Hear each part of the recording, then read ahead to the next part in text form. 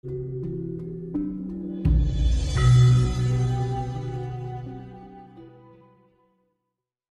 bahwa alang-alang itu adalah sebagai tolak bala yang sangat efektif. Makanya dalam kehidupan orang Jawa, nandur ning alang-alang ning pajubat limo pancer nek wong lawas sithik wajib, Mas. Okay. Ora gur tebu, ora gur kelor, ora gur gadik, ora kelor. Kalang-alang dipakai di situ. Itu kan kalau untuk perjalanan supaya selamat, Pak Sugeng. Kalau misalnya pas di rumah bagaimana, Pak Sugeng? Sama saja di depan pintu, Mas. Syukur-syukur nandur saja di depan dikasih pot rumput yang mudah hidup ya, Mas. Dikasih rumput yang udah hidup maksudnya gimana? Alang-alang itu ditancap aja hidup, Mas. Karena rumput alang-alang itu sejenis rumput, Mas. Alang-alang ya, Pak Sugeng berarti ya. Oke. Mudah sekali. Taruh aja, tandur aja depan. Tandur aja di depan rumah. Syukur-syukur mengelilingi rumah lah. Pajubat limo pancernya dari timur, selatan, barat, terus utara dipakai. Oke, itu solusi konkret teman-teman semuanya dari Pak Sugeng supaya kemudian terbebas dari berbagai macam jenis musibah ya, tolak balaknya dengan nandur alang-alang di depan rumah, atau kalau misalnya bepergian jauh ya di mobil atau di motor taruh alang-alang ya, diselit nang di ngono ya Pak Sugeng ya. Bisa. Tetapi ini ya juga metodologi yang bukan berarti aku tidak percaya dengan metodologi orang lama, tapi minimal selain itu memang hidup kita harus eling waspada, Mas. Yang paling penting kepada mikronya jiwa kita. Eling waspodonya itu. Eling waspodonya dalam hidup kita. Kita nganggo kuwi tapi uripe ngawur jadi kayak wong edan keblinger ya padha wae Mas, disasak oleh alam kan. Akhirnya. Faktor primernya justru yang eling waspodonya itu. Eling waspodonya itu dalam hidup. Oke, siap. Ya. Kemudian ini hari ini saya butuh waktu agak banyak Pak dengan jenengan karena banyak pertanyaan dari saudara-saudara kita khususnya dari Jakarta nih Pak. Iya. Banyak dari gebok.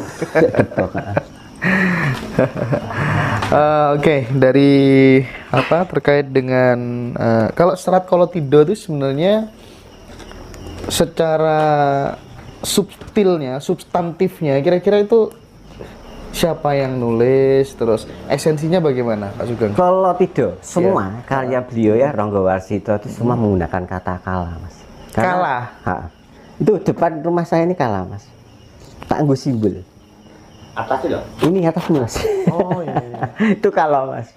Nah, mengapa kamu kalau pergi ke candi di namanya dua pintu atau namanya Koryagung atau Padudaksa, selalu nganggo simbol itu jame wong Jawa. Hati ini orang Jawa itu betara paling tinggi teologi ajaran itu yang Bathara Kala, Mas. Diwani waktu. Karena apapun di situ orang baik, orang jelek apapun tidak bisa menghilangkan itu, akan dibalas oleh waktu. Makanya waktu adalah penting. Makanya di Kolotida itu memberikan peringatan bahwa 24 jam dibagi 8 bekerja, 8 untuk tidur, 8 jamnya pokoknya tafakur, wis kontemplasi, belum koreksi diri dalam hidupmu. Nah itu nih digunakan. Makanya nganggo simbol Kala Mangkara atau Mangkara itu sendiri dipakai, Mas. Makanya Ronggo Warsito mengadopsi kata kala itu karena kala itu abadi. Semua orang akan terlibat hitungan detik menit. Kalau kita eling dan waspada terhadap Kolotida waktu yang perputaran cakra mabilingan tadi akan selamat, Mas. Karena detik menit manusia kedunungan telu lali silang lan apes, lali luput lan apes. Nah apes iki Mas. Kadang-kadang nek awake dhewe lupa kan kena, Mas.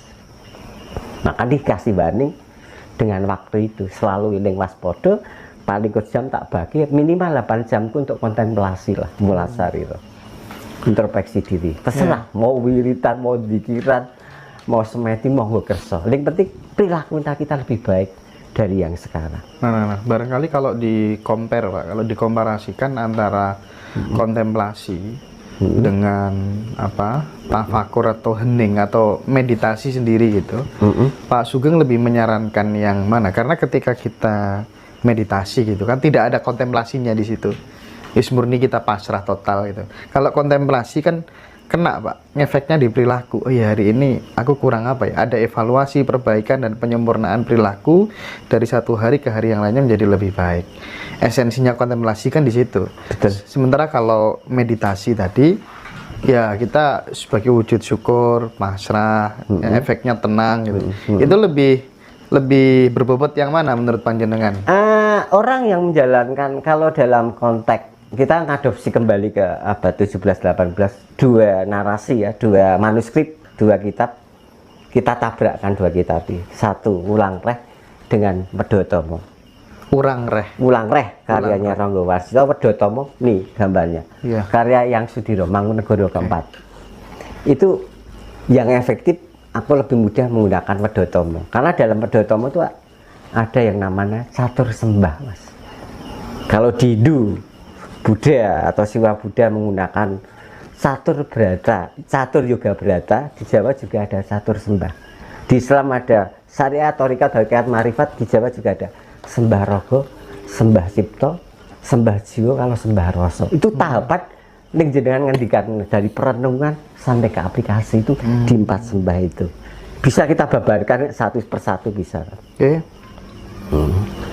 Karya yang Sudiro nama kecilnya atau Raden Banjir itu tentang sembah rogo. Lah sembah rogo ini penyuciannya pakai warih, Mas. Semua agama menggunakan ini pakai banyu. Oke. Badan kita untuk sowan Gusti Allah minimal adus resik. Lah orang Jawa adus keramas, ora tanggung-tanggung, ora berwudu atau nek model itu hanya dipersikit dengan tirta, adus keramas. Ini sembah rogo. Jasmani ini kudu resik.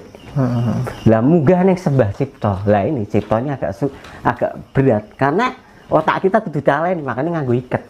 Gen orang luyur teko ngendi-ngendi, konsentrasi kita. Cipta itu pikiran. Berpikir yang baik, berkata yang baik, dan berbuat yang baik. Diadopsi orang Hindu, Trikaya Parisuddha namanya. Berpikir yang baik, berbuat baik, dan berkata yang baik. Itu dilakukan dalam hidup menggunakan cipta. Lah jiwa hubungannya dengan hati. Hidupmu gunakan dengan hati, otomatis aplikasinya oke jujuri. Kembali ke rasa, ini yang angel dikandake. Karena rasa itu semua harus membuang. Kepala dipenggal, ngisor pusat ditugel, artinya banyak menggunakan hati. Tidak rasional, tapi ini yang murni nek rasa ini. Karena rasa itu tersambungkan dengan vibrasi suwung atau vibrasi dari Tuhan itu sendiri. Mulai menggunakan pranayama, menggunakan rasa, akhirnya pengaturan napas, arahnya kurang wis manekung itu semedi ya istilahnya. Sedakep sak luku juga hanutupi bawaan songo, hanggene citra ndunya lanut las kitani hirawana. Artinya pernapasan terhadap hidung itu diperhatikan. Itu sudah menggunakan rasa. Ini terdiri Luar biasa. Jadi 4 ini efektif bagi orang Jawa. Nek kamu ingin belajar tentang memahami hidup ya 4 sembah ini aplikasikan dalam hidup. Sangat mudah sebetulnya dalam hidup. Tidak terlalu banyak metodologi. Kudu ini enggak. Orang Jawa tidak mewajibkan. Kalau sudah mewajibkan ini sebuah doktrin gitu. Doktrin ya. Nah, ada kepentingan. Ada kepentingan. Tapi nek seyogianya kamu menyarankan lakon seperti itu. Sebaiknya seperti itu. Mbok lakoni monggo, ora mbok lakoni lang, mbok wong nandur bakal ngunduh. Kebayang tadi kan sederhana seperti itu. Oke. Monggo rokokan dulu, Mas. Iya. Saya lanjutkan terkait dengan ini. Satu hal yang banyak kan orang memberikan konsep tentang Tuhan, dan antara satu guru dengan guru yang lainnya terkadang berbeda-beda begitu ya. Tapi kalau menurut pakem Jawa sendiri gitu, hakikat Tuhan gitu, menurut orang Jawa. Sebelum kita bicara tentang hakikat Jawa, kita harus mengetahui apa tuh artinya Jawa itu. Hakikat Tuhan menurut orang Jawa. Nah, hakikat Tuhan menurut orang Jawa. Sebelum kita menjawab tentang hakikat Tuhan, kita tahu dulu Jawa. Apa tuh jenenge Jawa itu? Apa sebuah kepulauan? Ternyata tidak, Mas. Enggak. Leluhur kita itu memberikan artian Jawa. Jawa itu makna filosofinya berarti orang yang memahami tentang makna hidupnya, filosofi uripnya. Makanya dalam Jawa itu kalau kita diadopsi dalam bahasa Sanskerta ada kata Arjawan. Arjawan itu artinya orang yang rendah hati dan jujur. Leluhur kita memberi kata Jawa, diharapkan keturunan itu rendah hati dan jujur. Nah, dari kata Jawa itu sendiri. Sehingga nek wong Jawa mbiyen mbok katakan orang Jawa mesti ngamuk, dianggap orang yang tidak punya moralitas, prawisusila.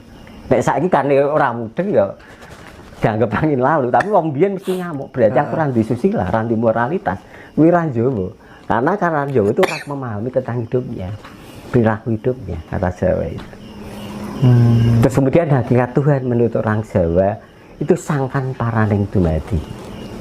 Sangkan itu asal muasal yang terjadi. Angel loh.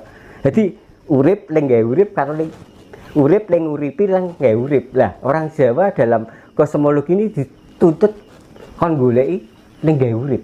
Ketemu ora kira-kira Mas Indra? Kon goleki ning gawe urip. Kon goleki Gusti Allah loh. Dalam konteks sangkan paraning dumadi itu. Itu hakikat Tuhan menurut orang Jawa. Kira-kira ketemu enggak? Wong Jawa kon goleki Gusti Allah. Ketemu ora kira-kira? Menurut Mas Indra ketemu enggak? Susah ya Pak?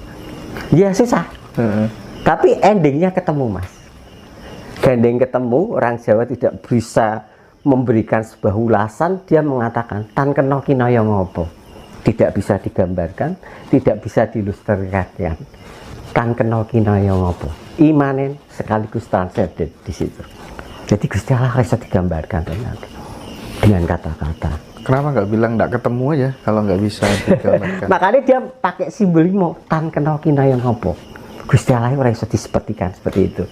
Artinya untuk tahapan memberikan bentuk atau gambar itu sudah salah. Apalagi melestarikan ini bentuknya kotak-kotak atau bentuknya bulat, salah besar. Makanya dengan dalih tan kena kinaya ngopo mau Gusti Allah mung sak juga tan kinembaran. Gusti Allah hanya satu, tidak ada duanya. Pemahaman orang Jawa memahami tentang hakikat Tuhan menurut orang Jawa. Karena yang dicari orang Jawa dalam sangkan paraning dumadi itu hanya satu kata, titik nol Mas. Suwung Mas. Kekosongan yang padat muatan. Angka nol yang digoleki. Ora angka siji karo angka 9. Kalau selama Anda mencapai titik nol atau kosong ketemu vibrasinya Tuhan. Karena penyatuan antara sangkan paraning dumadi itu bukan sebuah penyatuan tapi sebuah kesatuan antara matahari dengan sinarnya, antara geni karo urupe.